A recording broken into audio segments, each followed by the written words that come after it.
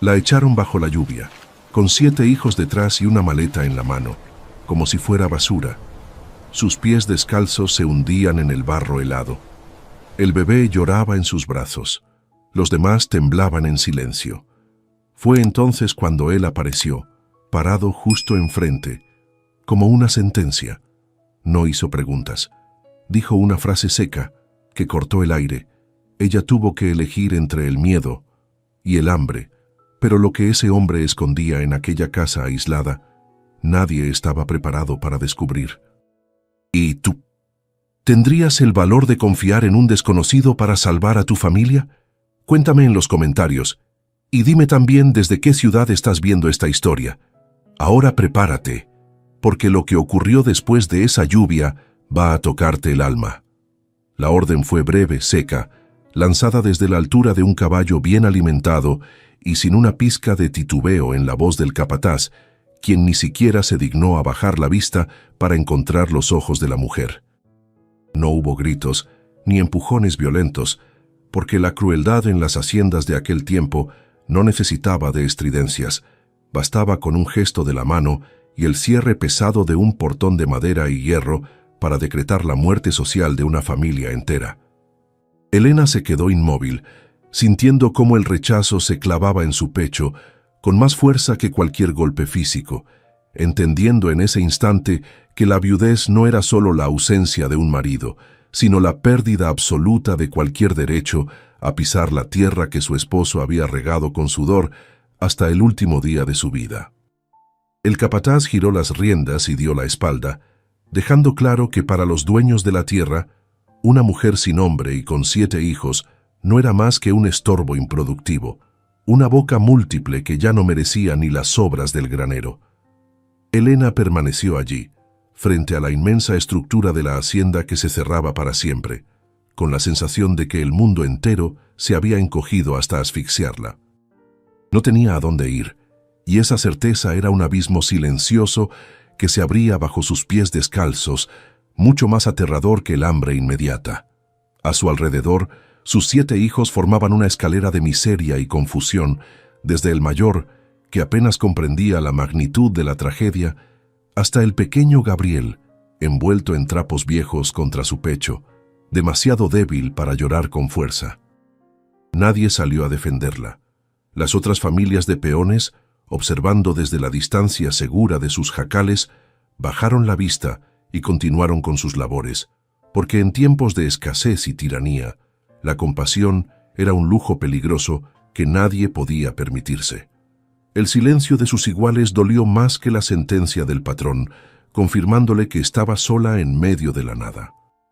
El camino real se extendía frente a ella como una cicatriz de tierra compacta y piedras afiladas, un sendero que no prometía destino alguno, solo la prolongación de la incertidumbre. Elena acomodó el rebozo sobre la cabeza del bebé y empujó suavemente a los mayores para que comenzaran a andar, sin atreverse a mirar atrás, porque sabía que si volteaba, si permitía que la nostalgia o la injusticia la quebraran en ese momento, no tendría la fuerza para dar el primer paso. Caminaron en silencio, un silencio pesado y antinatural para un grupo de niños, como si ellos también entendieran instintivamente que habían dejado de ser personas para convertirse en parias, en sombras que debían moverse sin hacer ruido para no molestar al paisaje.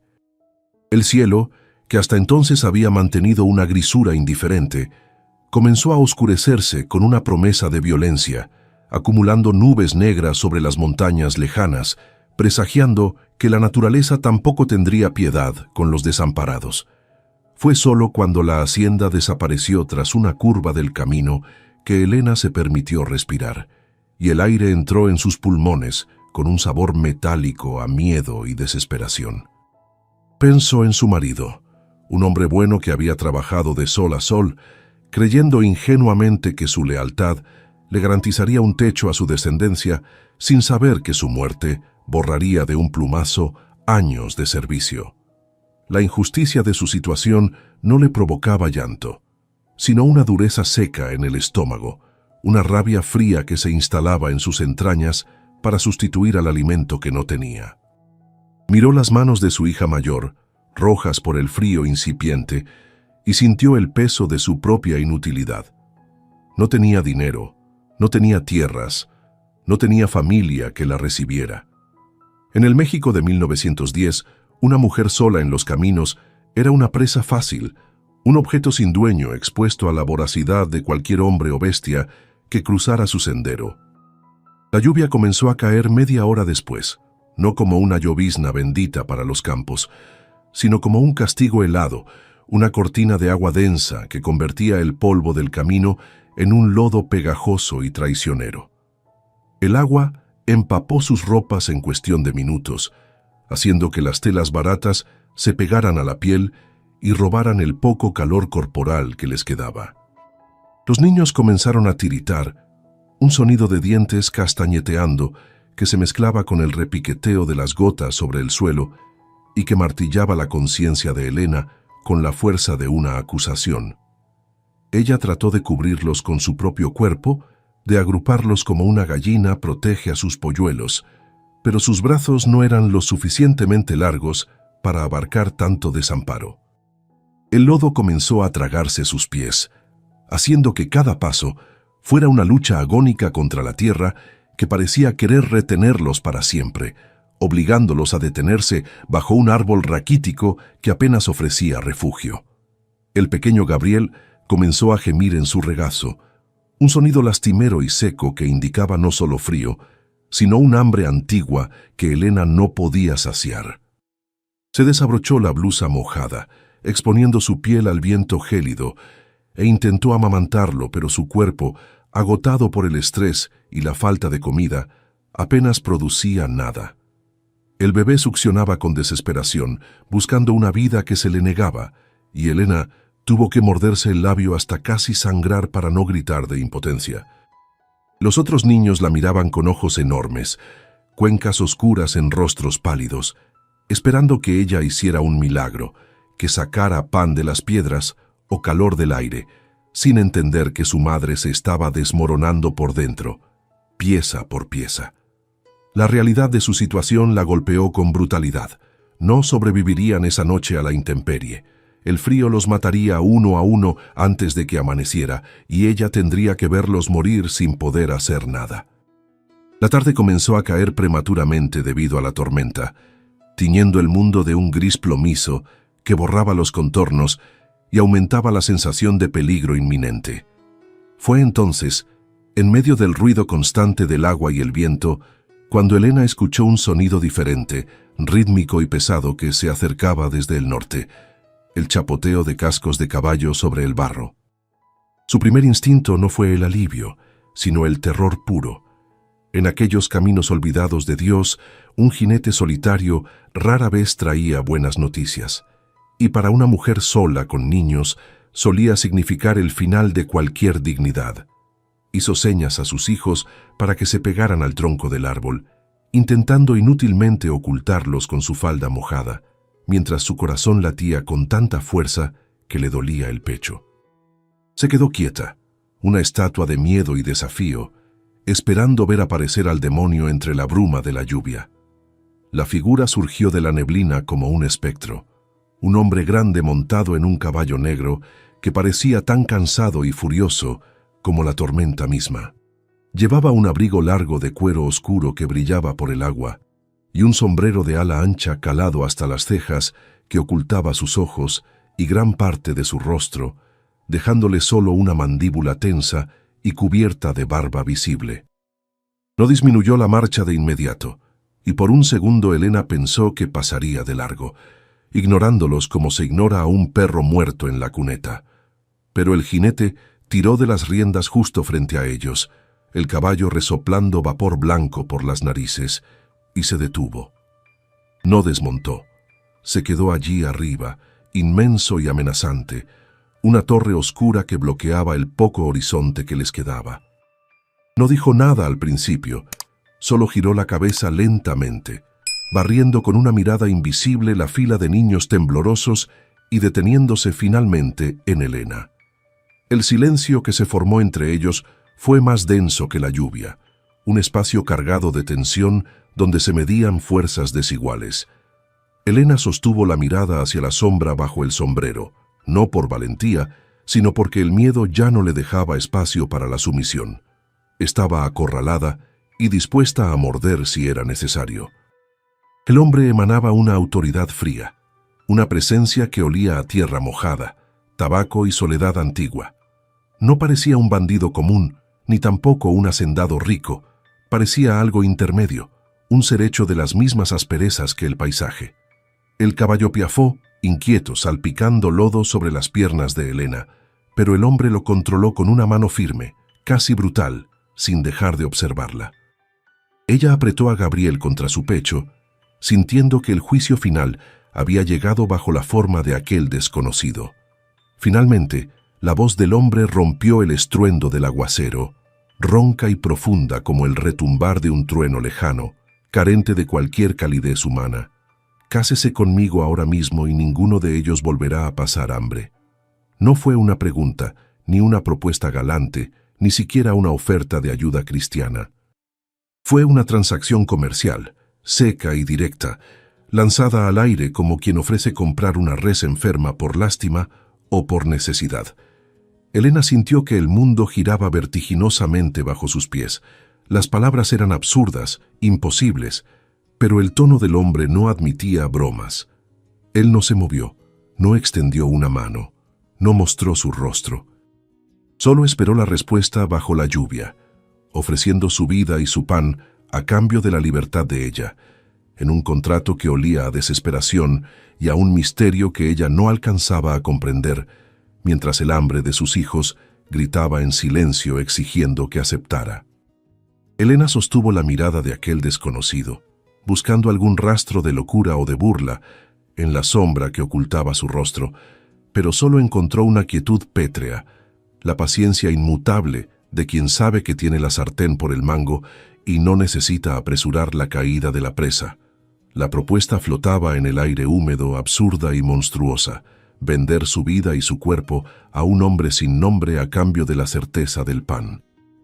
En cualquier otro momento, en cualquier otra vida donde la dignidad tuviera algún valor de mercado, ella le habría escupido a las patas del caballo o habría huido gritando hacia el monte. Pero la dignidad no calienta la sangre ni llena los estómagos, y en ese instante, bajo el diluvio que amenazaba con ahogarlos, el orgullo era un lujo que sus hijos no podían pagar. La lógica de la supervivencia comenzó a operar en su mente con la frialdad de un mecanismo oxidado, calculando que el infierno conocido del hambre era mucho peor que el infierno desconocido que aquel hombre pudiera ofrecer. Bajó la vista hacia su hija mayor, Lucía, cuyos labios ya habían perdido el color rosa para tornarse de un violeta enfermizo, temblando con espasmos violentos que sacudían sus hombros delgados. Esa visión fue el golpe de gracia, el argumento final que quebró cualquier resistencia moral que le quedara a Elena. No podía ser la madre que los dejara morir por proteger su propia honra. Levantó el rostro de nuevo hacia el jinete, sintiendo cómo algo esencial se rompía dentro de ella, una fractura silenciosa que la separaba de la mujer que había sido hasta hacía 5 minutos. Asintió con la cabeza, un movimiento lento y pesado, sin voz, porque las palabras se le habían atorado en la garganta como piedras. No hubo un sí sonoro, solo la rendición absoluta de quien entrega la espada y acepta las cadenas para salvar a los suyos. El hombre no sonrió, ni mostró triunfo, ni siquiera un alivio visible. Simplemente asintió una vez, como quien cierra un trato por una mula en la feria del pueblo, confirmando la naturaleza puramente transaccional de aquel acuerdo. Con un gesto brusco, se desabrochó el pesado abrigo de cuero y lo arrojó sobre el grupo de niños, una carpa improvisada que olía a tabaco fuerte y a sudor de caballo, ofreciendo el primer calor que sentían en horas. No desmontó para ayudarlos, ni ofreció palabras de consuelo. Giró el caballo y señaló con la fusta hacia el camino que llevaba al pueblo más cercano, ordenando la marcha con la autoridad de quien ahora es dueño de las voluntades ajenas. Elena recogió el abrigo, cubriendo a los más pequeños, y comenzó a caminar detrás de la bestia negra, arrastrando los pies en el lodo, convertida en una sombra que seguía a su nuevo destino. La caminata hasta el pueblo de San Juan de las Ánimas fue un vía crucis de barro y silencio, donde cada paso era una confirmación de su derrota. Nadie hablaba. Los niños, aturdidos por la rapidez con la que su suerte había cambiado de mano, se limitaban a avanzar con la cabeza gacha, confiando ciegamente en la decisión de su madre. El hombre a caballo marcaba el ritmo, ni muy rápido para dejarlos atrás, ni muy lento para mostrar piedad, manteniendo una distancia constante que subrayaba la jerarquía brutal que se acababa de establecer.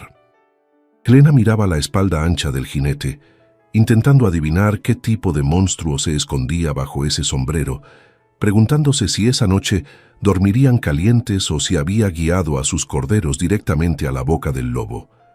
El miedo era un animal vivo que le mordía el estómago, pero la resignación era un anestésico que la mantenía andando.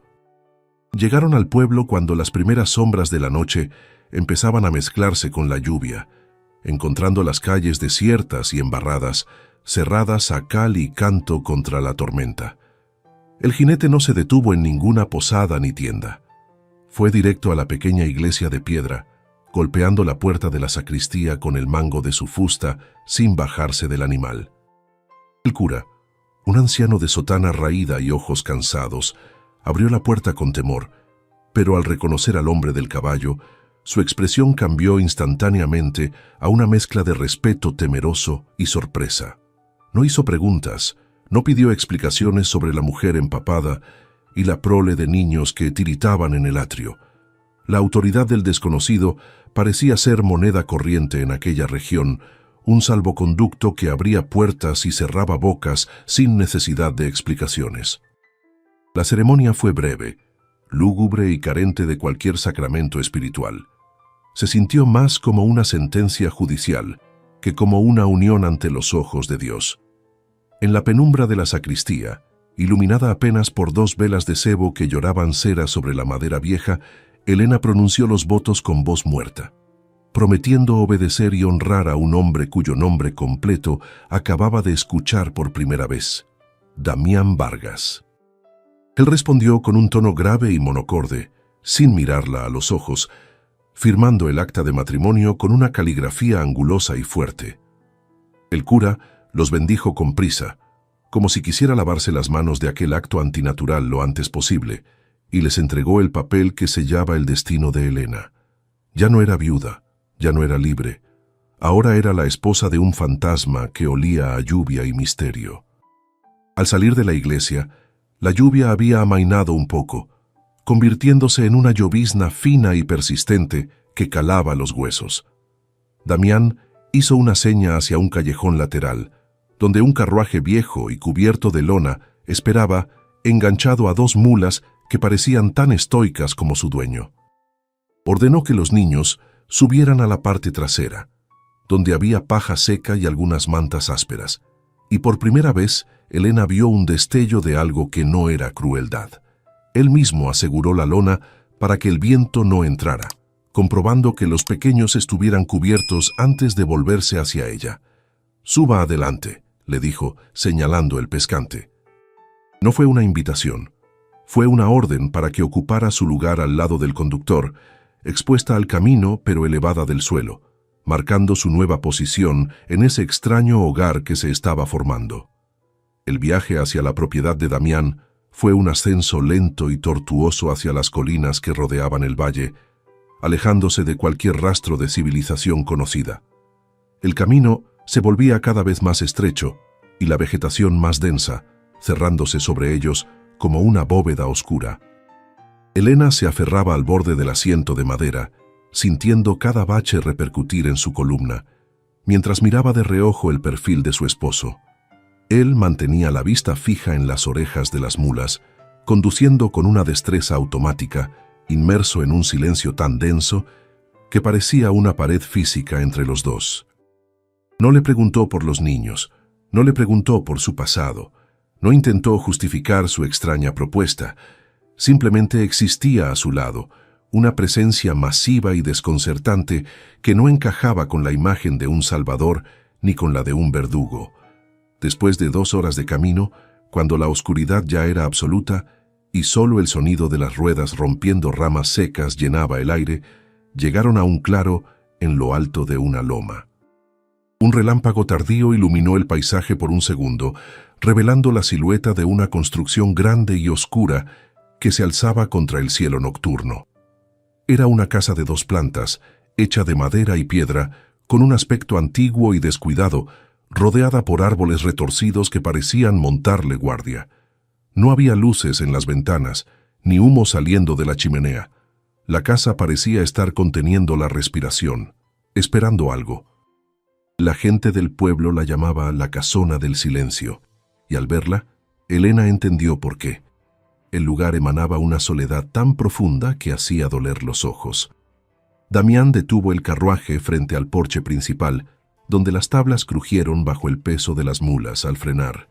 «Llegamos», dijo, y fue la primera palabra que pronunció en horas. Su voz no tenía calidez de bienvenida, solo la constatación de un hecho. Bajó del pescante y comenzó a desenganchar a los animales, dejando a Elena sola frente a la inmensidad de la casa negra.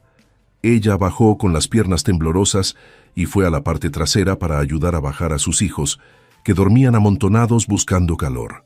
Al mirar la fachada oscura, sintió un terror nuevo, distinto al del camino. Había entrado en la boca del lobo por su propia voluntad, y ahora las puertas se cerrarían detrás de ella. No sabía qué horrores o qué milagros escondían esas paredes, pero sabía que ya no había vuelta atrás. Esa era su tumba o su refugio, y tendría que descubrirlo sola. La llave giró en la cerradura con un chirrido metálico que pareció el lamento de un animal herido, y la pesada puerta de roble se abrió hacia una oscuridad que olía a encierro, a polvo estancado y a madera vieja que llevaba demasiado tiempo sin respirar. Damián entró primero, sus botas golpeando la tarima con un eco seco que retumbó en las entrañas de la casa, y encendió una cerilla con un gesto rápido contra la pared áspera. La pequeña llama cobró vida, iluminando brevemente su rostro severo antes de prender la mecha de un candil de petróleo colgado en la entrada. La luz amarilla se expandió temblorosa, revelando un vestíbulo amplio y desnudo, sin cuadros, sin adornos, solo paredes de yeso agrietado y una escalera que subía hacia las sombras del segundo piso, como una boca abierta. Elena cruzó el umbral empujando suavemente a sus hijos, sintiendo que el aire dentro de la casa era más frío que el de la tormenta exterior, un frío quieto que se metía debajo de la piel y no tenía nada que ver con la temperatura. Sin decir una palabra, Damián se dirigió hacia lo que parecía ser la cocina, moviéndose con la seguridad de quien conoce cada tabla suelta de memoria, y comenzó a apilar leña en el gran fogón de piedra. Elena se quedó parada en el centro de la habitación, con Gabriel dormido en brazos y los otros 6 niños aferrados a sus faldas, observando la espalda ancha de aquel desconocido que ahora era su marido ante la ley y ante Dios. El fuego prendió con un rugido repentino, lanzando sombras danzantes contra las paredes, y por primera vez en horas, el color comenzó a regresar a las mejillas de los pequeños. Damián se levantó, se sacudió las manos manchadas de ceniza y señaló una mesa larga de madera tosca en el centro de la cocina. «Siéntense», ordenó, y su voz sonó menos como una invitación y más como la instrucción de un general que dispone a sus tropas antes de la batalla. De una despensa oscura, el hombre sacó hogazas de pan duro, un queso de campo envuelto en tela y una jarra de leche que parecía haber sido dejada allí esa misma mañana por manos invisibles. Colocó la comida sobre la mesa sin ninguna ceremonia, cortando el pan con un cuchillo de monte que sacó de su cinto, con movimientos precisos y casi violentos. Los niños, vencidos por el hambre que les había roído las entrañas durante días, se lanzaron sobre los alimentos con una voracidad animal, olvidando el miedo y los modales, devorando los trozos de queso y bebiendo la leche directamente de la jarra. Elena no comió, se quedó de pie vigilando a Damián, esperando el momento en que él cobrara el precio de aquella cena, pero él no la miró, se sirvió un vaso de agua, se apoyó contra el marco de la ventana y se quedó observando la oscuridad exterior, ajeno al festín de los hambrientos. como un guardián que vigila una frontera invisible. Cuando el último trozo de pan desapareció y los niños comenzaron a cabecear de sueño sobre la mesa, Damián se apartó de la ventana y tomó el candil. «Arriba hay camas», dijo, y comenzó a subir la escalera sin esperar a ver si lo seguían. Elena despertó a los mayores y cargó a los pequeños, subiendo los escalones que crujían bajo sus pies descalzos, sintiendo que cada paso la acercaba a un destino inevitable. En el pasillo del segundo piso, Damián abrió dos puertas. La primera revelaba una habitación grande con varios catres cubiertos con mantas de lana gruesa, limpias pero ásperas. «Los niños aquí», indicó, y esperó a que Elena acomodara a su prole. Ella los acostó uno por uno, besando sus frentes con la urgencia de una despedida, temiendo que esa pudiera ser la última vez que los viera a salvo. Luego, él señaló la puerta del fondo del pasillo, la única que permanecía cerrada. «Ese es su cuarto», dijo, mirándola directamente a los ojos por primera vez desde que habían llegado. Elena sintió que el corazón se le detenía. Esa era la cámara nupcial, el lugar donde se consumaría el pacto, donde ella tendría que pagar con su cuerpo la comida que sus hijos acababan de tragar. Entró con las piernas temblorosas, encontrando una habitación espartana con una cama matrimonial de hierro forjado, un armario viejo y una ventana sin cortinas que daba al bosque negro. Se giró hacia Damián, esperando que él entrara y cerrara la puerta tras de sí, preparándose mentalmente para soportar lo que viniera con la resignación de una mártir. Pero Damián no cruzó el umbral. Se quedó en el marco de la puerta, con una expresión indescifrable, mezcla de cansancio infinito y una tristeza que ella no supo leer.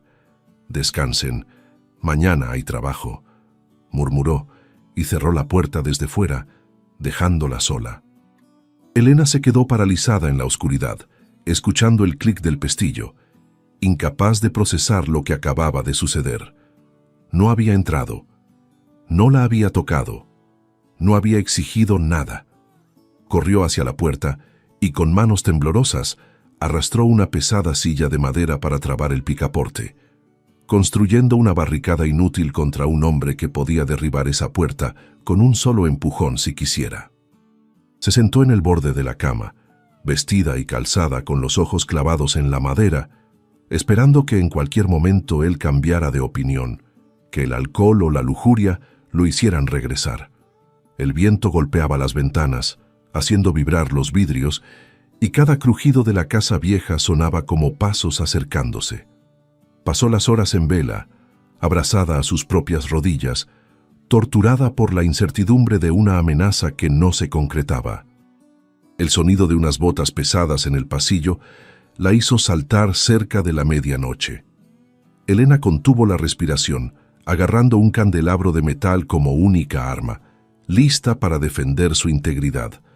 Los pasos se detuvieron frente a su puerta y ella vio cómo la manija giraba lentamente, probando la resistencia antes de detenerse al encontrar el seguro puesto. Hubo un silencio largo, pesado, en el que ella imaginó a Damián al otro lado, respirando contra la madera, debatiendo si forzar la entrada.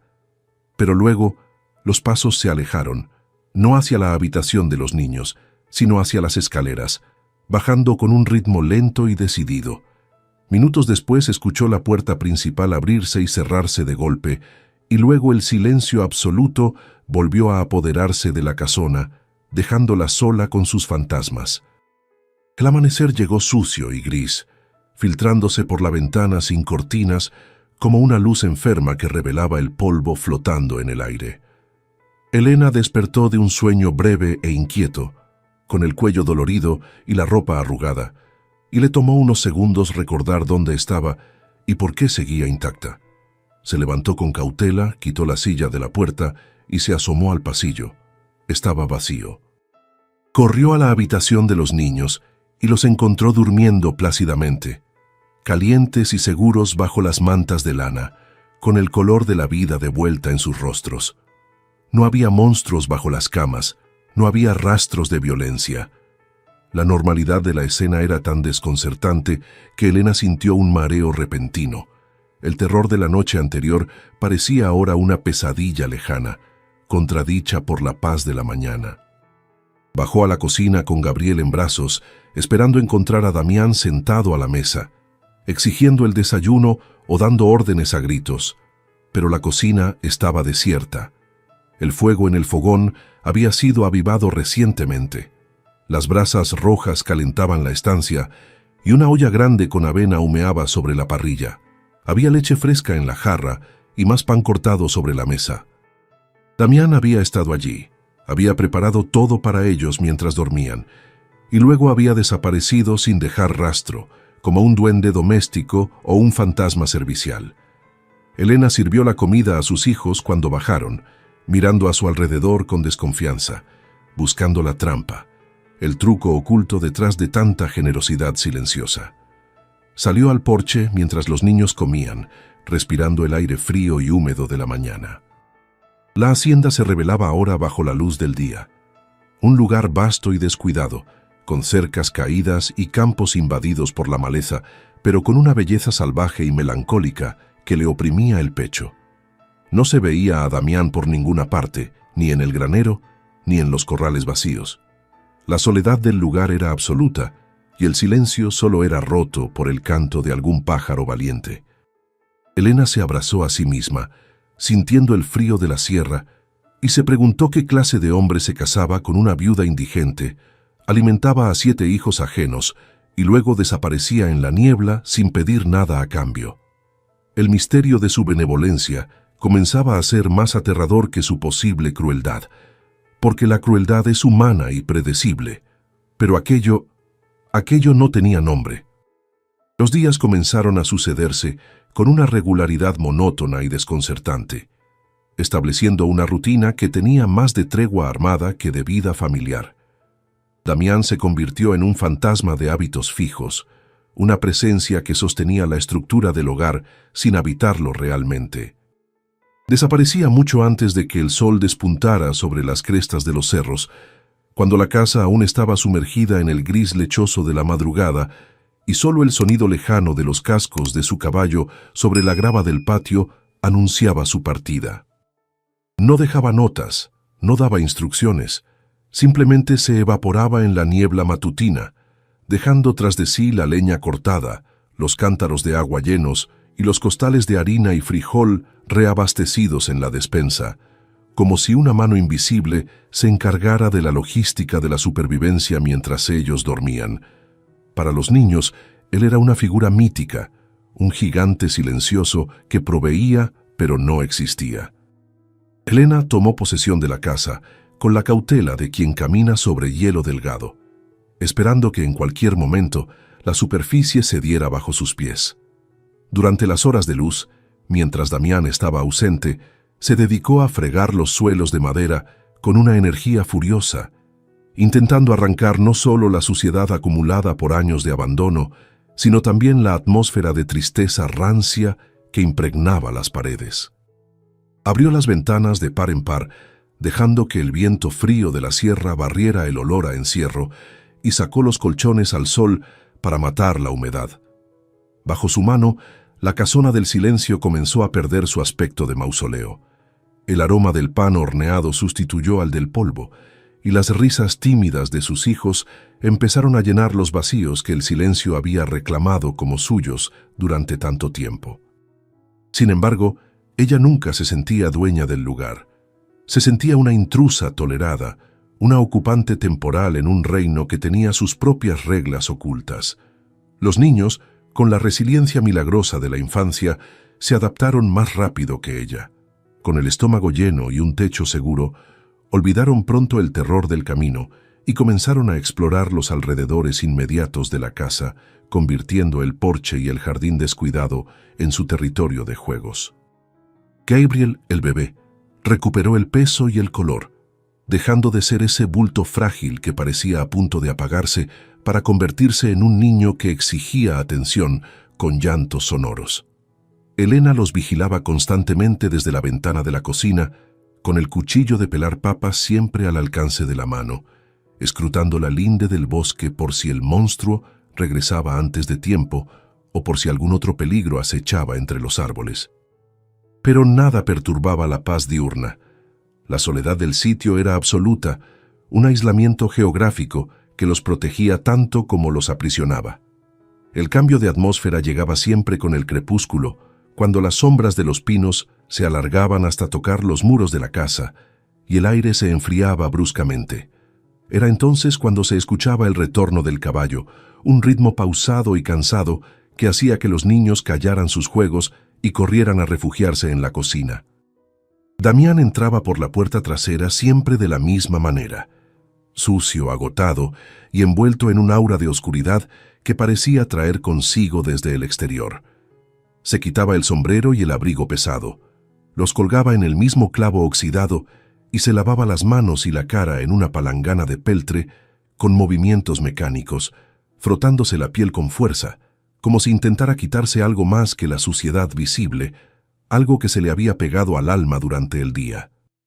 Lo que más inquietaba a Elena no era su silencio, sino el olor que traía consigo. No olía a ganado, ni a estiércol, ni al sudor agrio del trabajo en el campo bajo el sol. Damián olía a tierra profunda, a humus húmedo y a raíces arrancadas, un olor mineral y denso, idéntico al de una tumba recién cavada bajo la lluvia.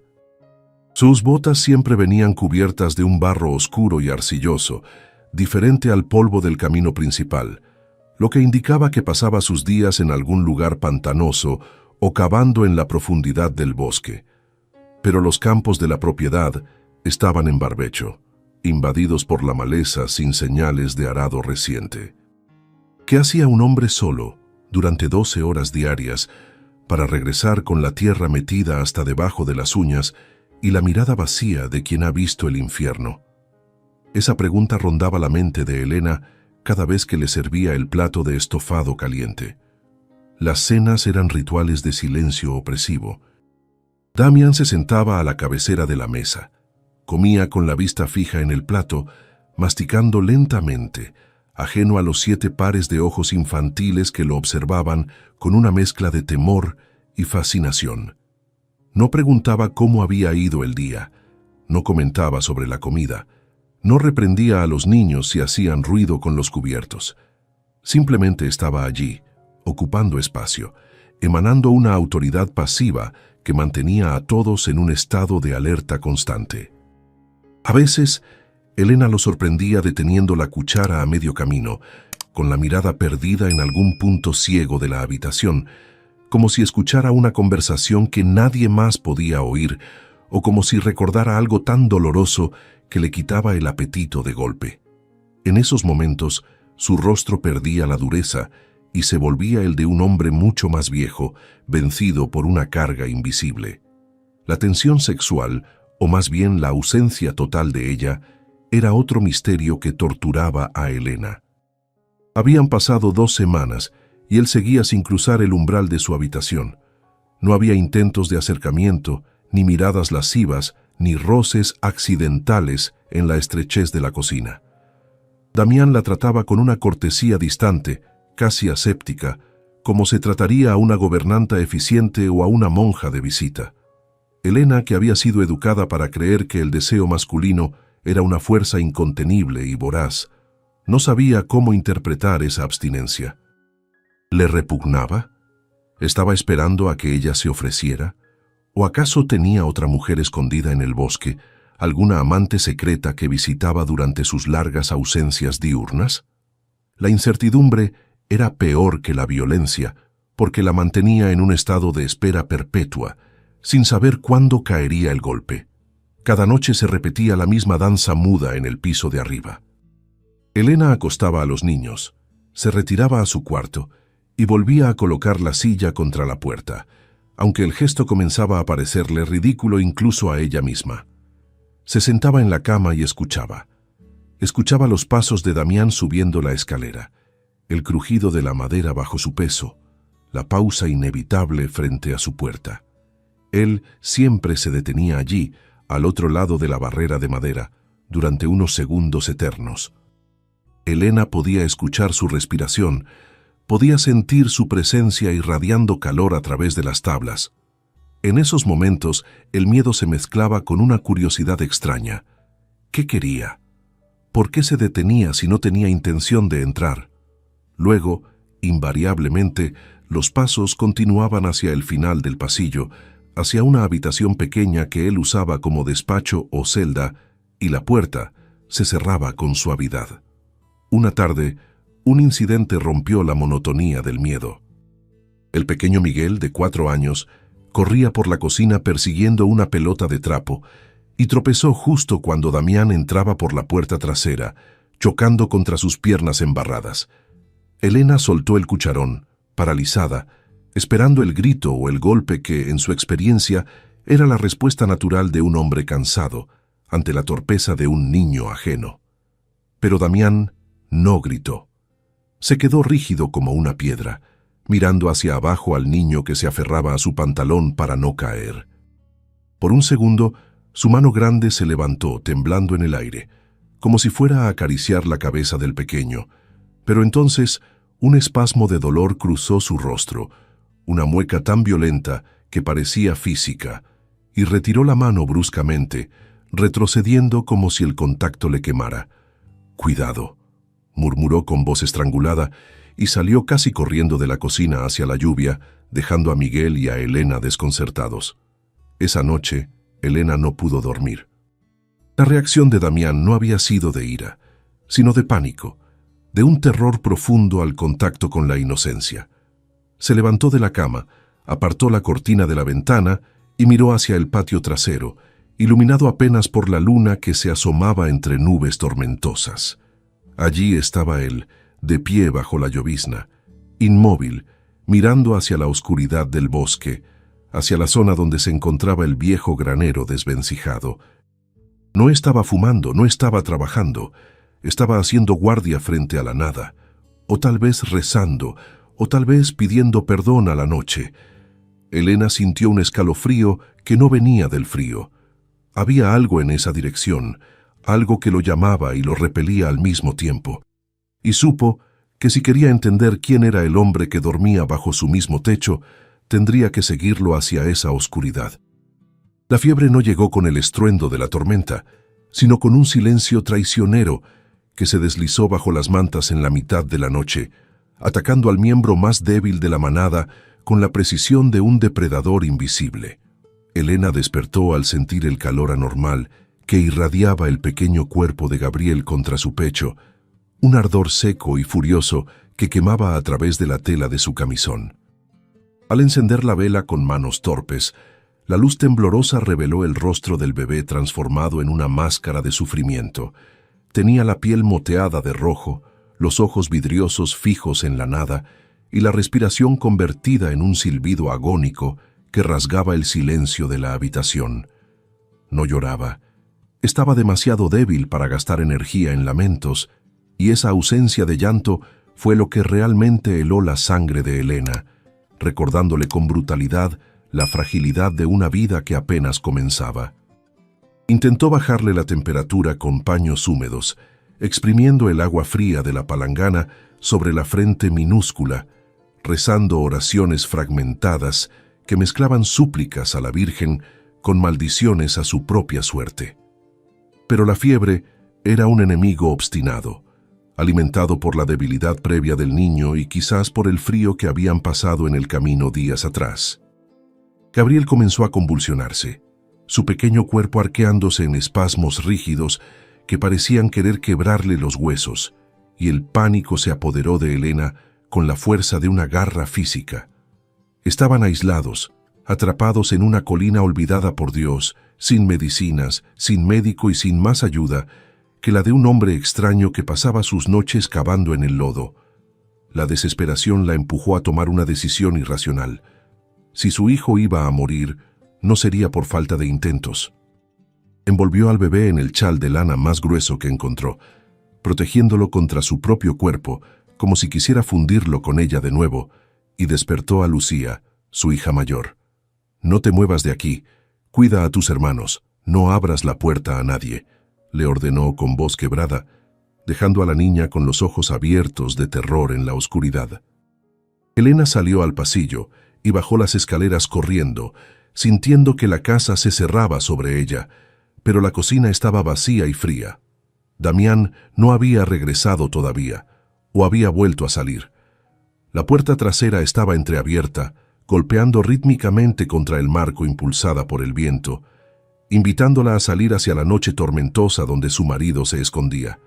No lo pensó dos veces, cruzó el umbral y se lanzó a la negrura, gritando el nombre de Damián contra el rugido del aguacero. La lluvia la golpeó con la fuerza de piedras sólidas, empapándola en segundos y convirtiendo el patio en un lodazal resbaladizo que intentaba derribarla a cada paso. Elena avanzó a ciegas, guiada únicamente por el instinto y por el recuerdo de haberlo visto mirando hacia el viejo granero la noche anterior. El viento aullaba entre los árboles, arrancando ramas que caían a su alrededor como lanzas, pero ella apenas lo notaba. Toda su atención estaba concentrada en mantener caliente el bulto que llevaba en brazos y en encontrar al único ser humano que podía tener la fuerza o el medio para salvarlos. «¡Damián!», gritó de nuevo, pero su voz fue tragada por la tormenta, insignificante ante la furia de los elementos. Tropezó, cayó de rodillas en el barro, se levantó escupiendo tierra y siguió corriendo, movida por esa energía histérica que solo poseen las madres al borde del abismo. Al acercarse a la estructura del granero, vio una luz débil parpadeando en la parte trasera, no dentro del edificio, sino afuera, expuesta a la lluvia, luchando por no extinguirse. Rodeó la esquina de madera podrida y se detuvo en seco, paralizada por una escena que su mente no logró procesar de inmediato. Damián estaba allí, pero no estaba trabajando, ni cortando leña, ni reparando cercas. Estaba de rodillas en el fango, con la cabeza descubierta bajo el diluvio, su cuerpo inmenso sacudido por sollozos violentos que competían con los truenos. No parecía el hombre de hierro que la había comprado en el camino. Parecía un animal herido de muerte, un ser quebrado que se había arrastrado hasta su guarida para aullar su dolor lejos de la vista de los hombres. Elena dio un paso vacilante hacia él, el miedo al extraño momentáneamente eclipsado por la conmoción de verlo así, tan vulnerable y destruido. Fue entonces cuando la luz del farol, colocado precariamente sobre una piedra, iluminó lo que él tenía enfrente. No era una fosa ni un tesoro escondido. Eran 7 cruces de madera tosca, clavadas irregularmente en la tierra blanda, algunas viejas y oscurecidas por el tiempo, otras que parecían haber sido reemplazadas recientemente. Estaban dispuestas en una hilera desigual, ocultas por la maleza alta que Damián había estado arrancando con sus propias manos sangrantes para mantener el lugar limpio. 7 cruces pequeñas, 7 tumbas anónimas en el patio trasero de una casa maldita. El horror le subió por la garganta como bilis. La gente del pueblo decía que Damián era un monstruo, un hombre que había enterrado a su familia, y allí estaba la prueba física de la leyenda negra. Elena retrocedió instintivamente, apretando a Gabriel con más fuerza, pensando que había corrido hacia su propia muerte, que había entregado a sus hijos a un asesino en serie que coleccionaba tumbas en la oscuridad. Pero Damián, sintiendo su presencia o escuchando su jadeo aterrorizado, levantó la cabeza. Su rostro, bañado por la lluvia y las lágrimas, se giró hacia ella bajo el resplandor de un relámpago repentino. Y lo que Elena vio no fue la furia de un criminal descubierto, sino una devastación tan profunda, una soledad tan abismal en sus ojos, que el miedo se transformó instantáneamente en una dolorosa confusión. «Están ardiendo», balbuceó Damián, no refiriéndose a las cruces, sino mirando el bulto que Elena llevaba en brazos, con una expresión de pánico absoluto, como si estuviera viendo un fantasma repetirse. Se puso de pie tambaleándose, un gigante de lodo y dolor, y extendió los brazos hacia ella, no para atacarla, sino con una súplica muda. «El niño está ardiendo», repitió, su voz ronca quebrada por el llanto. Elena, paralizada entre el instinto de huir y la necesidad desesperada de ayuda, no se movió cuando él acortó la distancia en 2 zancadas. Damián no le arrebató al bebé. Lo tomó con una delicadeza infinita, sus manos grandes y callosas temblando mientras acunaban el cuerpo afiebrado de Gabriel, protegiéndolo de la lluvia con su propio cuerpo masivo, como si el niño fuera de cristal y él, un ogro torpe, tuviera terror de romperlo. «No otra vez, Dios, no otra vez», susurró Damián contra la frente del bebé, y en ese susurro Elena escuchó la clave de todo el misterio, aunque aún no pudiera descifrarla por completo. No había amenaza en él, solo un terror antiguo que se despertaba. Sin decir más, Damián se giró hacia ella con una autoridad nueva, nacida de la emergencia. «Vaya a la casa, caliente agua y prepare paños. Yo voy por el médico». Elena lo miró atónita. El pueblo estaba a horas de distancia. El camino era intransitable por la tormenta y el médico local era un borracho que rara vez salía de noche. «No llegará a tiempo», gritó ella, pero Damián ya estaba corriendo hacia el establo con una energía frenética, gritándole por encima del hombro: «Llegaré, aunque tenga que arrastrar al médico del infierno, llegaré». Minutos después, Elena vio a Damián salir al galope sobre su caballo negro, sin silla de montar, fundiéndose con la oscuridad y la lluvia a una velocidad suicida. Se quedó sola frente a las 7 cruces, con el bebé llorando débilmente en sus brazos, entendiendo de golpe que aquel hombre no estaba huyendo de la responsabilidad, sino corriendo una carrera contra su propio pasado. Las cruces permanecían allí, mudas testigos de una tragedia anterior, y Elena sintió un escalofrío que no era de frío. Damián Vargas no estaba loco, estaba embrujado por la memoria, y esa noche estaba dispuesto a matar a su caballo o a sí mismo antes de permitir que la historia añadiera una 8ª cruz a su jardín de penas. Regresó a la casa corriendo, sabiendo que la vida de su hijo dependía ahora de la locura redentora de ese extraño. Las horas que siguieron a la partida de Damián se estiraron con la lentitud agónica de una tortura, convirtiendo la noche en un túnel interminable donde el tiempo parecía haber perdido su consistencia habitual.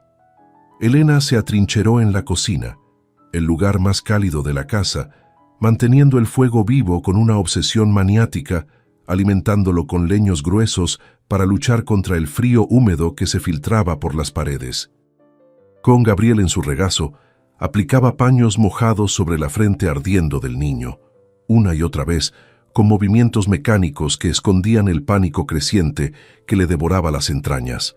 La casa, sacudida por las ráfagas de viento, crujía y gemía como un barco a la deriva en medio del océano. Y cada sonido del exterior la hacía levantar la cabeza con esperanza, solo para descubrir que era una rama rota o el aullido del vendaval, devolviéndola a su soledad vigilante. La imagen de las 7 cruces clavadas en el lodo no se apartaba de su mente, superponiéndose a la cara febril de su hijo como un presagio funesto que se negaba a desaparecer. Ahora, en el silencio de la espera, aquella visión adquiría un peso diferente.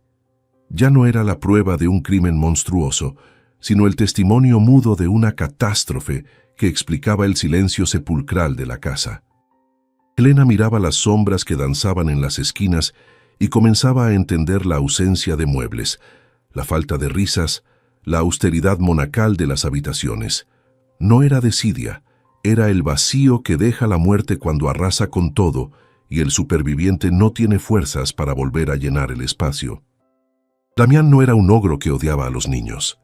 Era un padre que había amado tanto que la pérdida lo había vaciado por dentro, dejándolo convertido en una cáscara hueca que solo sabía trabajar y recordar. Cerca de las 3 de la madrugada, cuando la esperanza de Elena comenzaba a flaquear y el cansancio amenazaba con vencerla, el sonido inconfundible de cascos golpeando la tierra mojada rompió el estruendo de la lluvia. No era el trote rítmico de un solo caballo, sino el galope desordenado y frenético de 2 animales exigidos al límite de sus fuerzas. Elena corrió hacia la ventana, limpiando el vaho con la manga, y vio las linternas oscilando locamente en la oscuridad del patio. La puerta trasera se abrió de golpe instantes después, dejando entrar una ráfaga de viento helado y agua, y por ella irrumpió Damián, empapado hasta los huesos, arrastrando literalmente del brazo a un hombre bajo y rechoncho que cargaba un maletín de cuero y tenía la cara pálida del que ha visto a la muerte de cerca en el camino. El médico, el doctor Álvarez, conocido en el pueblo por su afición al aguardiente y su renuencia a las visitas nocturnas, estaba sobrio por el puro terror que Damián le había infundido. No hubo saludos ni cortesías. Damián lo empujó suavemente pero con firmeza hacia la mesa, donde Elena había improvisado una cama con mantas. «Sálvelo», gruñó Damián, y su voz sonó tan cargada de amenaza y desesperación que el médico no se atrevió a protestar por el trato rudo. Álvarez se puso a trabajar de inmediato, sus manos temblorosas estabilizándose al entrar en contacto con el paciente, sacando frascos de vidrio y escuchando el pecho del bebé con un estetoscopio de metal frío. Damián se quedó de pie justo detrás de él, una torre de agua y barro que goteaba sobre el suelo limpio, vigilando cada movimiento del doctor como si fuera un verdugo dispuesto a detener cualquier error con sus propias manos. El diagnóstico fue rápido y grave: una neumonía fulminante, agravada por la desnutrición previa, una sentencia que en aquellos tiempos y en aquellas soledades solía ser definitiva. El médico preparó una cataplasma de mostaza y hierbas olorosas, ordenó baños de agua tibia para bajar la fiebre y administró unas gotas de un líquido oscuro que olía a láudano. Durante todo el proceso, Damián no se apartó ni un centímetro. No era el espectador pasivo de una tragedia ajena. Se movía con agilidad sorprendente para su tamaño, trayendo agua caliente, sosteniendo al niño cuando el médico lo pedía, sus ojos clavados en el pequeño rostro de Gabriel con una intensidad devoradora. Elena vio en esa mirada el reflejo de batallas perdidas anteriormente, el terror de un hombre que conoce de memoria el sonido del último suspiro y está dispuesto a pelear a puñetazos contra Dios para que no se repita. La crisis llegó al amanecer, ese momento gris y suspendido entre la noche y el día, donde la vida parece más frágil. La fiebre de Gabriel alcanzó su pico más alto, provocando pequeños espasmos que hicieron que Elena sollozara en silencio, tapándose la boca para no molestar. El médico, sudando a pesar del frío, murmuró que ya habían hecho todo lo posible y que ahora dependía de la resistencia del niño. Fue entonces cuando Damián hizo algo que rompió el último dique de contención de Elena. Se arrodilló junto a la mesa, tomó la mano minúscula del bebé entre sus dedos gigantes y callosos y cerró los ojos. No rezó en voz alta, pero la tensión de sus hombros y el temblor de sus labios hablaban de una súplica muda y furiosa, una negociación desesperada con las fuerzas que gobiernan la vida y la muerte, ofreciéndose él mismo a cambio de la criatura. Cuando el primer rayo de sol real cruzó la ventana de la cocina, iluminando el polvo que flotaba en el aire, la respiración de Gabriel cambió. El silbido agónico se suavizó, transformándose en un ritmo pausado y profundo, y una capa de sudor fresco cubrió su frente, indicando que la fiebre había roto. El médico se dejó caer en una silla, exhalando un suspiro largo y sonoro, y se limpió la frente con un pañuelo sucio. «Lo logró», dijo, con la incredulidad del que espera lo peor. «Es un niño fuerte». Elena sintió que las piernas le fallaban y tuvo que agarrarse al borde de la mesa para no caer al suelo, el alivio inundándola con una fuerza física que la dejó mareada. Miró a Damián y lo vio bajar la cabeza hasta apoyar la frente en el borde de la mesa, sus hombros sacudidos por un solo sollozo seco, liberando la tensión de horas en un gesto de vulnerabilidad absoluta. Damián pagó al médico con una bolsa de monedas que superaba por mucho la tarifa habitual y le ordenó que descansara en la habitación de invitados antes de emprender el regreso. Cuando se quedaron solos en la cocina, con el bebé durmiendo plácidamente, el silencio volvió a instalarse entre ellos, pero ya no era el silencio tenso y desconocido de los días anteriores. Era un silencio compartido, tejido con los hilos invisibles del miedo superado y la complicidad de la batalla. Damián se sirvió un vaso de agua con manos que aún temblaban ligeramente y se quedó mirando por la ventana hacia el patio, hacia el lugar donde las cruces seguían clavadas bajo la luz de la mañana. Su ropa se secaba sobre su cuerpo, rígida de barro, pero no parecía notarlo. Elena se acercó a él con cautela, llevando 2 tazas de café caliente que había preparado mientras el médico recogía sus cosas. Dejó una taza frente a él en el alféizar de la ventana y se quedó a su lado, sin mirarlo directamente, respetando su espacio, pero haciéndole saber que ya no estaba solo en su vigilia. «Gracias», susurró ella, una palabra pequeña que cargaba con todo el peso de su vida y la de sus hijos. Damián no se giró, pero sus hombros se relajaron imperceptiblemente. Tomó la taza con ambas manos, buscando el calor de la cerámica, y bebió un sorbo largo y negro. «Nadie debería enterrar a un hijo», dijo con voz ronca, hablando más para el vidrio empañado que para ella. «Nadie. Nunca más». Y en esa promesa, Elena entendió que el contrato había cambiado. Ya no era solo una boca que alimentar. Era una aliada en su guerra personal contra la muerte. Sin embargo, la paz de aquella mañana era engañosa, frágil como el cristal de una ventana vieja. Mientras Gabriel dormía y Damián intentaba recuperar su máscara de dureza, el mundo exterior, ese que no perdona ni olvida, ya estaba conspirando para romper su aislamiento. En el pueblo, la visita nocturna de Damián y el médico había despertado a los curiosos, y las lenguas viperinas comenzaban a tejer historias nuevas sobre la bruja que había hechizado al loco de la colina y los niños que seguramente estaban siendo usados para rituales oscuros. La redención que Damián buscaba en silencio estaba a punto de chocar con la realidad ruidosa y cruel de una sociedad que no toleraba que los malditos encontraran la felicidad, y el sonido de ese choque llegaría pronto a las puertas de la casona. La calma que siguió a la fiebre de Gabriel fue una tregua engañosa, similar a la quietud pesada que precede a los terremotos, donde el aire se vuelve denso y los animales guardan un silencio inquieto. Durante 3 días, la casona del silencio pareció funcionar como un reloj reparado. Damián seguía sin hablar mucho, pero sus movimientos habían perdido esa rigidez mecánica de autómata para adquirir una fluidez protectora. Elena lo sorprendía a veces observando a los niños jugar en el patio desde la distancia, no con la mirada vacía de antes, sino con una atención feroz, escrutando el horizonte como un perro pastor que huele al lobo mucho antes de que éste aparezca. Él sabía, con esa intuición de quien ha vivido en la desgracia, que la felicidad o incluso la simple estabilidad era una ofensa imperdonable para un mundo acostumbrado a verlo sufrir, y que el destino no tardaría en venir a cobrar el saldo de esa noche de milagros. En el pueblo, como un veneno vertido en el agua, los rumores habían mutado de la simple curiosidad a una indignación moral hipócrita. La visita nocturna al médico había confirmado que la bruja y sus hijos seguían vivos bajo el techo del loco, y eso era algo que la gente decente no podía tolerar. Las habladurías decían que Damián Vargas estaba comprando almas inocentes para reemplazar a los muertos que él mismo no había podido salvar, o peor aún, que estaba criando mano de obra esclava lejos de la ley de Dios.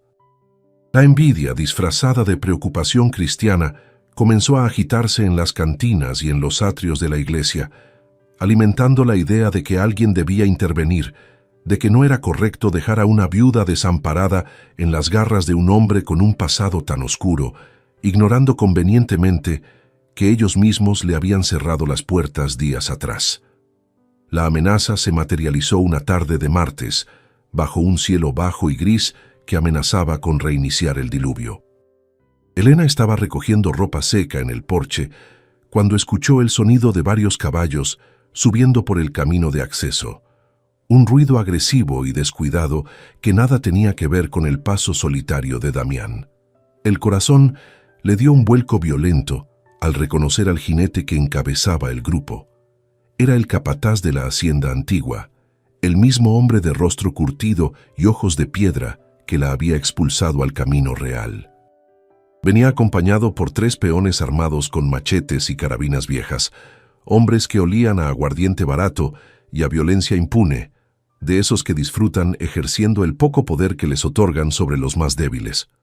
Se detuvieron frente a la cerca del jardín, sus caballos pisoteando las pocas flores que los niños habían intentado revivir.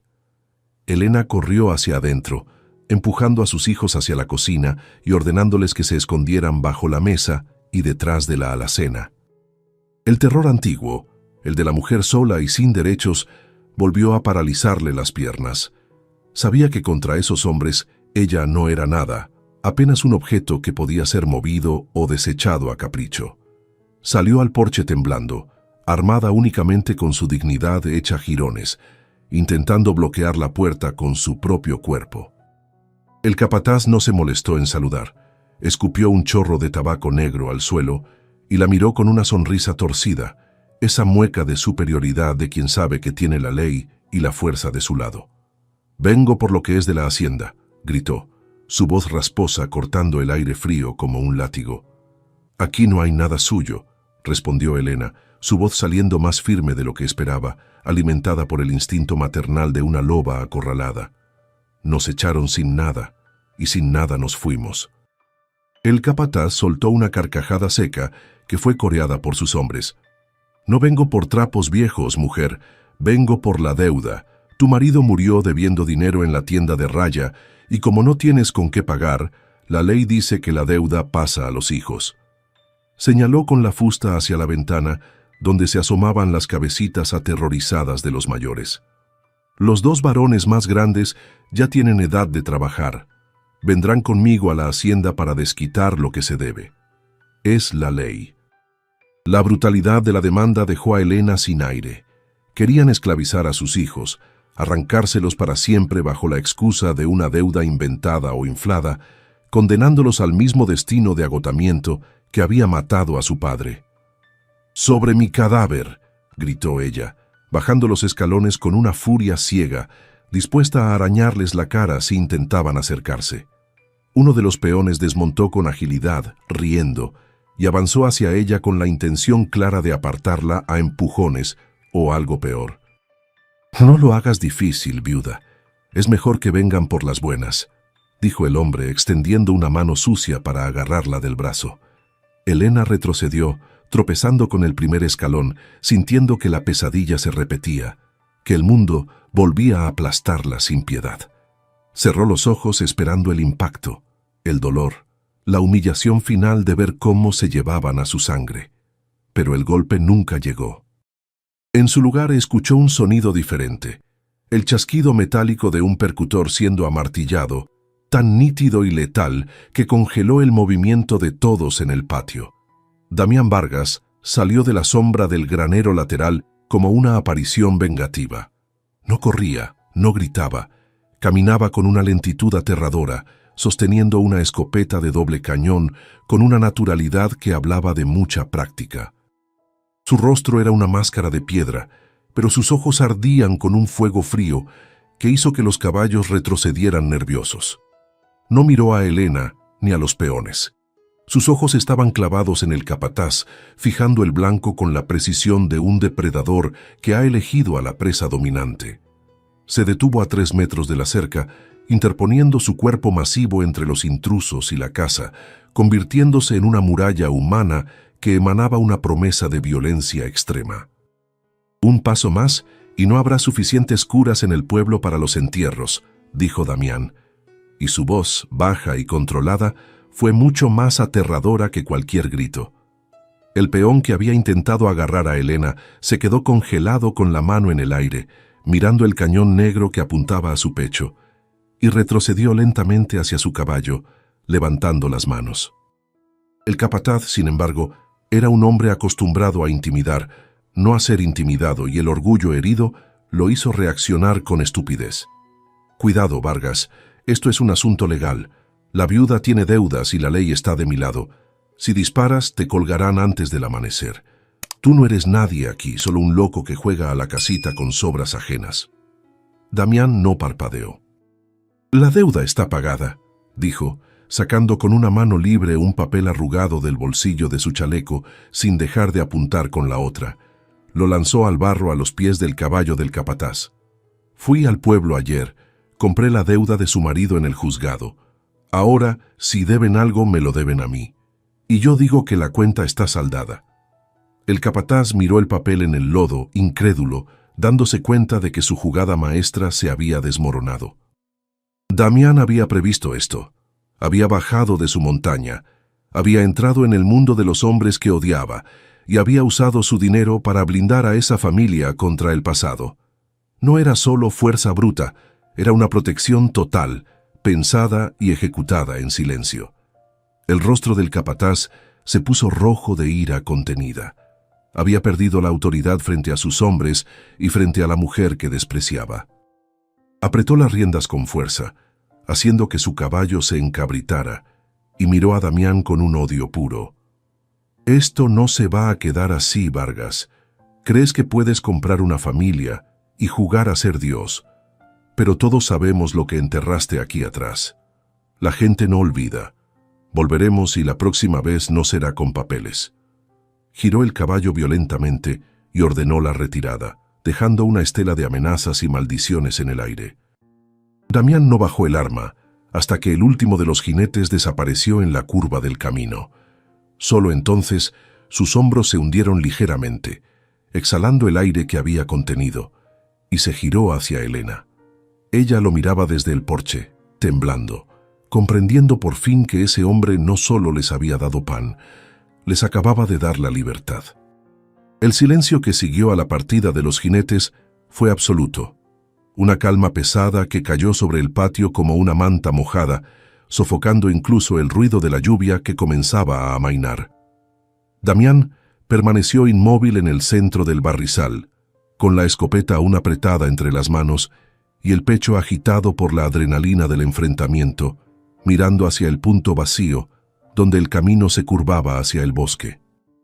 No había triunfo en su postura, solo el agotamiento profundo de quien ha tenido que invocar a sus demonios más violentos para proteger algo frágil. Elena se quedó en el porche, con el corazón latiendo en la garganta, mirando la espalda de ese hombre que acababa de interponer su vida entre ella y la desgracia, y, por primera vez, no vio al extraño que la había comprado, ni al ermitaño que la asustaba. Vio a un guardián feroz, una fuerza de la naturaleza que había elegido, contra toda lógica, ser su escudo. Bajó los escalones lentamente, ignorando el frío y el barro que manchaba sus pies, y se acercó a él con la cautela con la que uno se aproxima a un animal salvaje que acaba de pelear. Damián no se giró al sentirla cerca, pero bajó el arma lentamente, como si de repente pesara una tonelada, y sus hombros se curvaron bajo una carga invisible. Elena vio el papel arrugado en el lodo, el documento de la deuda que él había pagado en silencio, sacrificando seguramente gran parte de sus ahorros para liberarla de un pasado que no le pertenecía a él. «¿Por qué?», preguntó ella, su voz apenas un susurro que el viento casi se llevó. «¿Por qué hacer todo esto por nosotros? No nos debe nada, Damián, no somos su sangre». La pregunta flotó entre ellos, cargada con todas las dudas de las últimas semanas, exigiendo una verdad que ya no podía postergarse. Damián levantó la cabeza y miró hacia el jardín trasero, hacia la hilera de cruces que ahora eran visibles bajo la luz gris de la tarde. Su rostro se contorsionó en una mueca de dolor tan cruda que Elena tuvo que reprimir el impulso de apartar la mirada. «Porque yo ya fallé una vez», dijo él con una voz que sonaba a cristales rotos, «y no voy a permitir que el infierno me gane 2 veces la misma partida». Dejó caer la escopeta sobre la hierba mojada y caminó pesadamente hacia las cruces, como si una cuerda invisible lo arrastrara hacia ellas.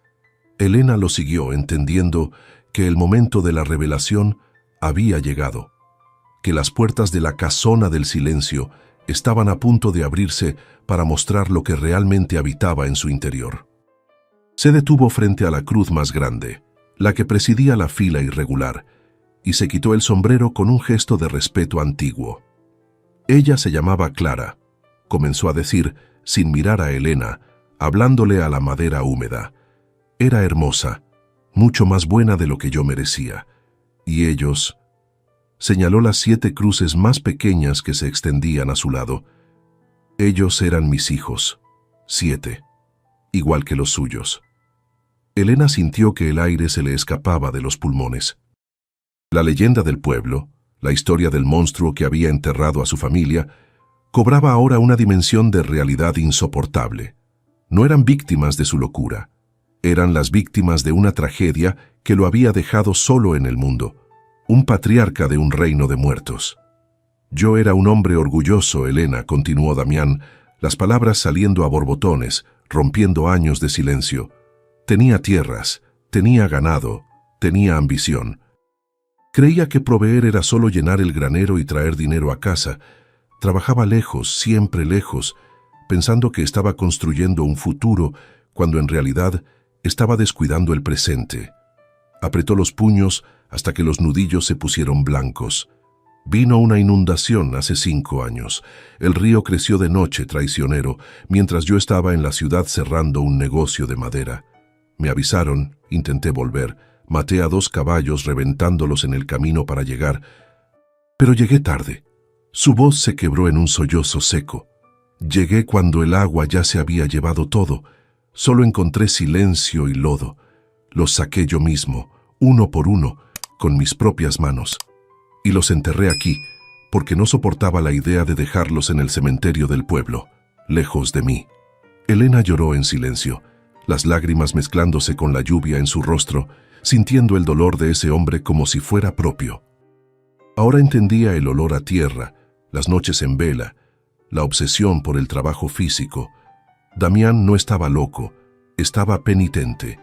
Estaba condenado a vivir en el escenario de su mayor fracaso, cuidando las tumbas de aquellos a los que no pudo proteger, castigándose cada día con la soledad. «Cuando la vi a usted en el camino», dijo Damián, girándose finalmente para mirarla, sus ojos oscuros brillando con una intensidad febril. «Cuando vi a esos 7 niños tiritando bajo la lluvia, pensé que me había vuelto loco. Pensé que Dios me estaba poniendo una prueba o una burla. Eran 7 vidas en peligro, igual que las mías». Se acercó un paso a ella, con las manos abiertas en un gesto de súplica. «No busqué una esposa, Elena. No busqué una mujer para mi cama ni una sirvienta para mi casa. Busqué una oportunidad, una maldita oportunidad para hacer lo que no pude hacer aquella noche, salvarlos, protegerlos, darles el techo que a los míos les falló». Respiró hondo, temblando. «Sé que parezco un monstruo, sé que la gente habla, pero cada vez que veo a sus hijos comer, cada vez que los veo dormir calientes, siento que Clara y los míos descansan un poco más en paz. Ustedes no son una carga, Elena. Ya ustedes son mi perdón». La confesión quedó suspendida en el aire, transformando el miedo en compasión, el misterio en una verdad humana y dolorosa. Elena miró a ese gigante roto y ya no vio al extraño que la intimidaba. Vio a un hombre que había convertido su dolor en un acto de amor desesperado. Sin pensarlo, acortó la distancia que los separaba y le tomó las manos, esas manos grandes y ásperas que habían cavado tumbas y que ahora sostenían su vida. Estaban frías y sucias de barro, pero para ella en ese momento eran las manos más dignas del mundo. «Usted no es un monstruo, Damián», le dijo con firmeza, obligándolo a mirarla a los ojos. «Un monstruo habría seguido de largo. Usted nos salvó, y nosotros lo vamos a salvar a usted». Damián la miró con asombro, como si esperara rechazo o miedo ante su historia, y al encontrar aceptación, algo se rompió definitivamente dentro de su coraza. Se dejó caer de rodillas en el barro, abrazándose a la cintura de Elena, llorando con la libertad de quien finalmente ha soltado una carga de años. Elena lo abrazó contra su vientre, acariciando su cabello empapado, consolándolo como si fuera uno de sus propios hijos, mientras la lluvia, que había sido testigo de tanta tragedia, comenzaba a detenerse, dando paso a un silencio nuevo, limpio y lleno de paz. Desde la ventana de la cocina, 7 pares de ojos infantiles observaban la escena. No entendían las palabras, no sabían de la historia de los muertos, pero instintivamente comprendieron que algo fundamental había cambiado.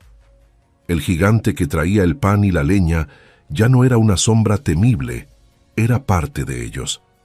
Esa tarde, la casona del silencio dejó de ser un mausoleo para convertirse, por primera vez en 5 años, en un hogar verdadero, cimentado no en la sangre, sino en la cicatriz compartida de 2 supervivientes que habían decidido sanar juntos.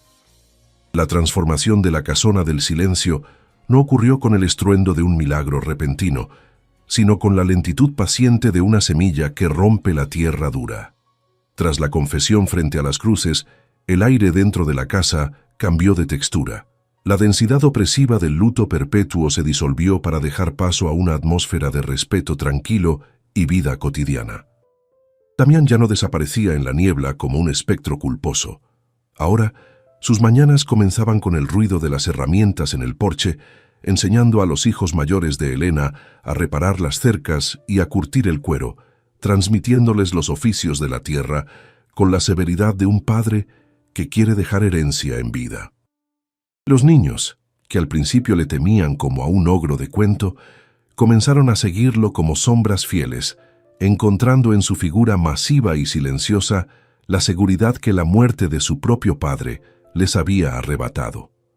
Elena, por su parte, asumió la tarea de sanar las heridas invisibles de aquel hombre con la medicina de los detalles pequeños. Remendó sus camisas viejas, cocinó los guisos que sabían ahogar y, lo más importante, llenó los vacíos de sus silencios con palabras suaves, contándole historias de los niños, integrándolo en la narrativa de la familia sin forzarlo. Las 7 cruces en la parte trasera dejaron de ser un secreto vergonzoso oculto por la maleza. Elena y los niños limpiaron el terreno, plantaron flores silvestres alrededor de la madera carcomida y convirtieron el cementerio privado en un jardín de memoria. Damián observaba estos cambios con una gratitud muda, a veces deteniéndose en medio del trabajo para mirar a esa mujer que, con manos suaves, estaba limpiando la mugre de su alma con la misma diligencia con la que limpiaba el suelo de su casa. Sin embargo, la burbuja de paz que habían construido en la colina tenía paredes frágiles, y el mundo exterior seguía esperando, agazapado, para cobrar la osadía de su felicidad. Las provisiones que Damián había acumulado comenzaron a escasear, y la necesidad de bajar al pueblo se volvió inevitable. Era un riesgo calculado. Sabían que el capataz no se había tragado su derrota en silencio y que las lenguas del pueblo estarían afiladas como navajas, esperando ver caer a la viuda del loco. La noche antes del viaje, Damián limpió el carruaje con esmero obsesivo y cepilló a los caballos hasta sacarles brillo, entendiendo que la dignidad es una armadura que se debe lucir impecable ante el enemigo. «Iremos todos», sentenció durante la cena, dejando claro que no escondería a su nueva familia como si fuera un pecado. El descenso hacia San Juan de las Ánimas fue un desfile de tensión contenida. Elena iba sentada en el pescante junto a Damián, vestida con su mejor ropa, un vestido negro pero limpio y digno, con la cabeza alta a pesar del miedo que le revolvía el estómago. Los niños, peinados y ordenados, miraban el paisaje con curiosidad, ajenos a la guerra social que sus padres estaban a punto de librar. Al entrar en las calles empedradas del pueblo, el bullicio del mercado se detuvo progresivamente, reemplazado por un silencio espeso y cargado de juicios. Las miradas de las mujeres se clavaban en Elena con desprecio, y los hombres escupían al suelo al ver pasar a Damián, murmurando insultos que el viento traía y llevaba. Se sentían como intrusos en territorio hostil, caminando sobre brasas ardientes bajo la luz del sol de mediodía. Damián detuvo el carruaje frente al almacén general, ignorando deliberadamente la hostilidad ambiental. Bajó y ayudó a Elena a descender, tomándola de la mano con una firmeza que era en sí misma una declaración de guerra contra las habladurías. Entraron en la tienda, donde el aire olía a especias, granos y chisme rancio. El tendero los atendió con una frialdad profesional, evitando mirar a los ojos de Damián, despachando la harina y el azúcar con movimientos bruscos. Fue entonces cuando la puerta se abrió y la figura del capataz bloqueó la luz de la entrada, acompañado por 2 de sus secuaces habituales. El ambiente en el local se tensó hasta el punto de ruptura. Los otros clientes se apartaron, esperando el espectáculo de sangre o humillación que seguramente seguiría. «Vaya, vaya», dijo el capataz, arrastrando las palabras con una sonrisa burlona que no llegaba a sus ojos fríos. «Miren quién bajó de su castillo de locos». La viuda alegre y su perro guardián. Avanzó hacia ellos, invadiendo su espacio personal, buscando provocar la reacción violenta que justificaría cualquier represalia. Damián se tensó, sus puños cerrándose a los costados, listo para pelear si era necesario, pero Elena se adelantó un paso, interponiéndose no con su cuerpo, sino con su voz. ¿Algún problema, señor?, preguntó, con un tono tan gélido y educado que desarmó momentáneamente la bravuconería del hombre.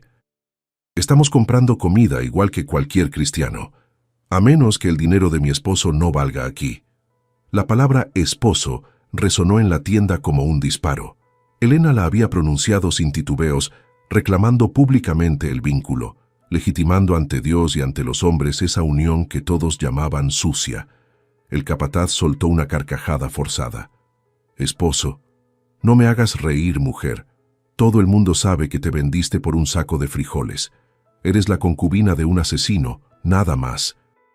Y esos niños, señaló a los pequeños que esperaban en el carruaje, visibles a través de la ventana. Esos niños son bastardos que comen pan manchado de sangre. La ofensa fue tan vil, tan directa, que el silencio en la tienda se volvió absoluto.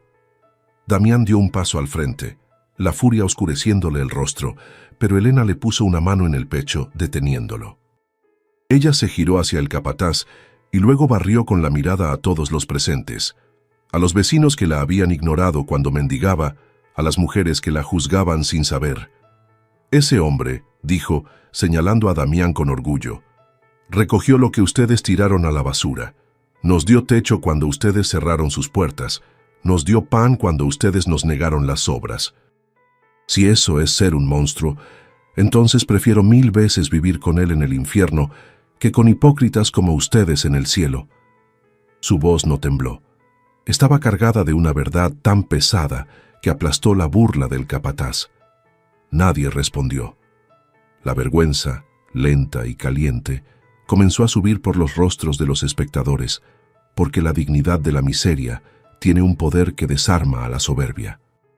El capataz, viendo que el público ya no estaba de su lado, escupió al suelo una última vez y salió de la tienda mascullando amenazas vacías, derrotado no por los puños, sino por la integridad moral de su víctima. Damián miró a Elena como si la viera por primera vez, con una mezcla de asombro y adoración absoluta.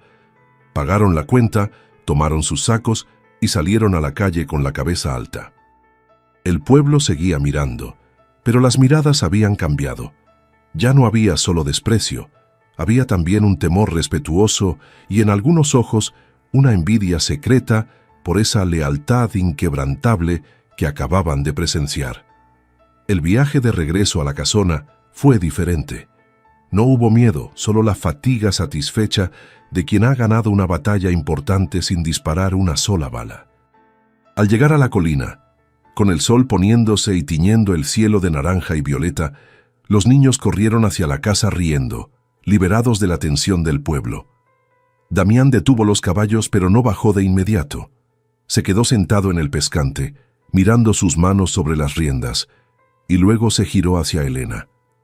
«Nunca nadie me había defendido así», murmuró, con la voz ronca por la emoción contenida. Elena sonrió, una sonrisa cansada pero genuina, y le acarició la mejilla áspera. Ya era hora, Damián. Ya era hora de que alguien lo hiciera. Esa noche, después de acostar a los niños, Elena no puso la silla contra la puerta de su habitación. Dejó el cerrojo abierto, un gesto simbólico de confianza absoluta. Se sentó en la cama a esperar, escuchando los pasos de Damián en el pasillo. Esta vez, los pasos no se detuvieron con duda. Avanzaron hasta su puerta y la manija giró suavemente. Damián entró, no como un dueño reclamando su propiedad, sino como un hombre que pide permiso para entrar en un santuario. Se sentó en el borde de la cama, a una distancia prudente, y se quedaron en silencio, mirándose a los ojos bajo la luz de la luna, reconociéndose mutuamente como compañeros de naufragio que, contra todo pronóstico, habían encontrado tierra firme en los brazos del otro. El amanecer siguiente trajo consigo una luz diferente, no más brillante, pero sí más limpia, como si el aire dentro de la casona hubiera sido purgado de los fantasmas que lo asfixiaban durante años. La rutina del hogar, antes marcada por el silencio y la evasión, se transformó en una sinfonía de ruidos domésticos que Damián ya no intentaba callar. El sonido de los niños corriendo por el pasillo, el entrechocar de las ollas en la cocina y las risas de Elena mientras amasaba el pan se convirtieron en la nueva música de la colina.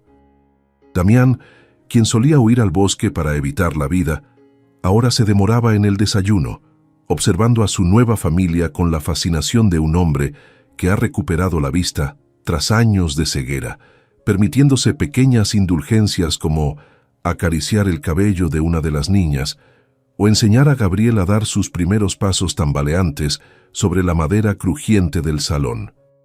Con el paso de los meses, la relación entre Damián y los hijos mayores de Elena se solidificó en el yunque del trabajo diario, forjando un vínculo que iba más allá de la sangre. Él les enseñó a leer los cielos para predecir las lluvias, a curar las pezuñas de los caballos y a sembrar la tierra con el respeto sagrado que exige el campo. No hubo discursos sentimentales ni adopciones formales ante un juez. La paternidad de Damián se ejerció en el surco, en el sudor compartido y en la seguridad silenciosa de saber que él siempre estaría allí para sostener el techo cuando vinieran las tormentas. Los muchachos que habían llegado a la casa temblando de miedo ante el monstruo comenzaron a imitar su forma de caminar y su ética inquebrantable, encontrando en él el modelo de hombría digna que el destino les había arrebatado prematuramente. En el pueblo, la leyenda negra de Damián Vargas comenzó a desmoronarse lentamente, reemplazada por un respeto reacio pero innegable.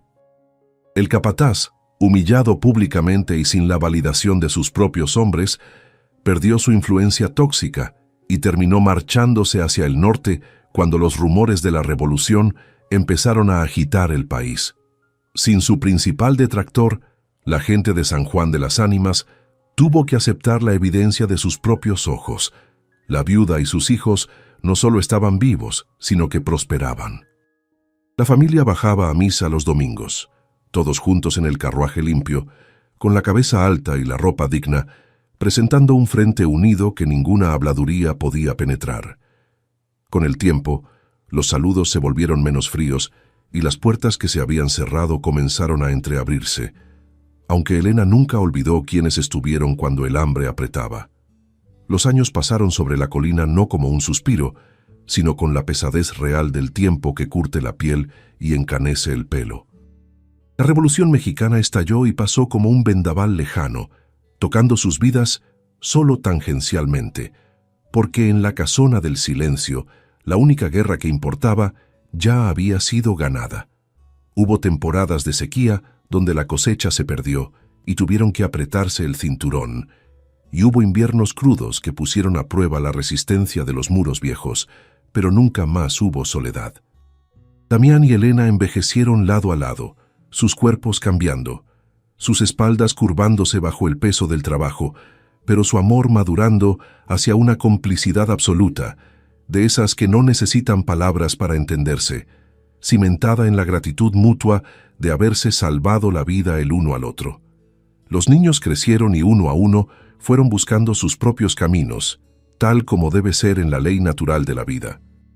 Las hijas se casaron y bajaron al valle, los hijos mayores compraron tierras colindantes, pero todos, sin excepción, regresaban a la casa grande cada domingo. La casona, que alguna vez fue temida como un lugar de muerte, se llenó de nietos que corrían por el jardín trasero, jugando a las escondidas entre los árboles, ajenos al dolor que alguna vez habitó ese suelo. Para ellos, Damián no era el hombre atormentado de la leyenda, sino el abuelo serio que siempre tenía un dulce en el bolsillo y que los subía a sus rodillas para contarles historias de caballos y tormentas, con una paciencia infinita que contradecía su aspecto rudo. Elena, sentada en su mecedora en el porche, observaba a menudo el jardín trasero, donde las 7 cruces originales seguían en pie, ahora rodeadas de rosales frondosos y cuidados con esmero. Ya no eran un símbolo de penitencia, sino un monumento a la memoria y a la continuidad de la vida. Damián nunca dejó de visitarlas, pero sus visitas ya no eran para llorar o pedir perdón. Iba allí para hablar con sus muertos en paz, para contarles que la casa estaba llena de vida nuevamente, y que su sacrificio no había sido en vano, porque le habían enseñado a valorar cada segundo de la segunda oportunidad que el cielo le había regalado. El dolor agudo se había transformado en una melancolía dulce, una cicatriz que ya no dolía al tocarla. Una tarde de otoño, cuando Damián ya superaba los 70 años, Elena lo encontró sentado en el tronco caído cerca del granero, mirando el atardecer con una sonrisa leve en los labios.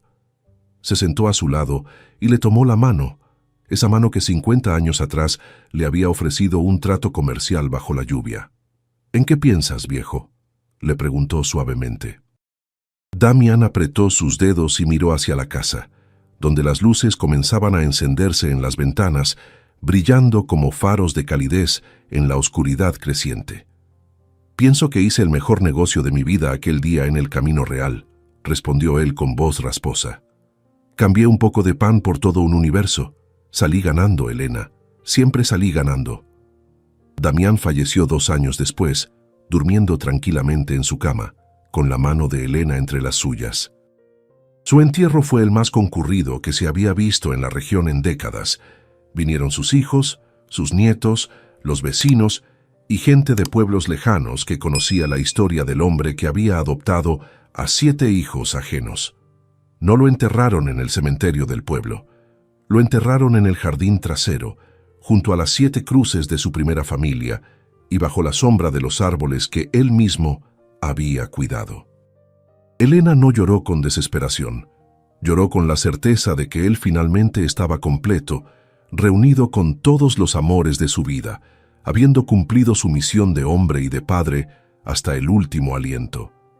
Elena vivió 10 años más, presidiendo la familia como una matriarca sabia y respetada, guardiana de la historia que había forjado su destino.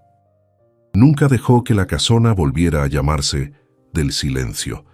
Se aseguró de que siempre hubiera música, puertas abiertas y comida en la mesa para cualquier extraño que pasara por el camino, honrando la memoria de aquel día lluvioso.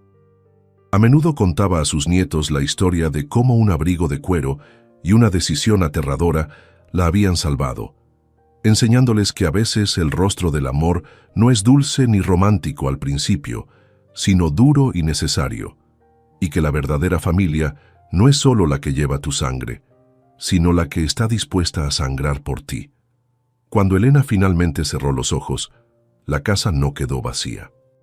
Quedó llena de la descendencia de aquellos 7 niños hambrientos, hombres y mujeres de bien que llevaban el apellido Vargas con orgullo. La historia de la viuda y el extraño se convirtió en una leyenda local, no de terror, sino de esperanza radical.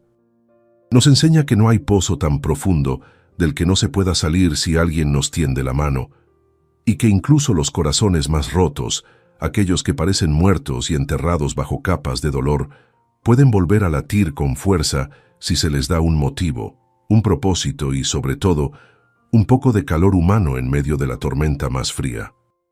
¿Y tú?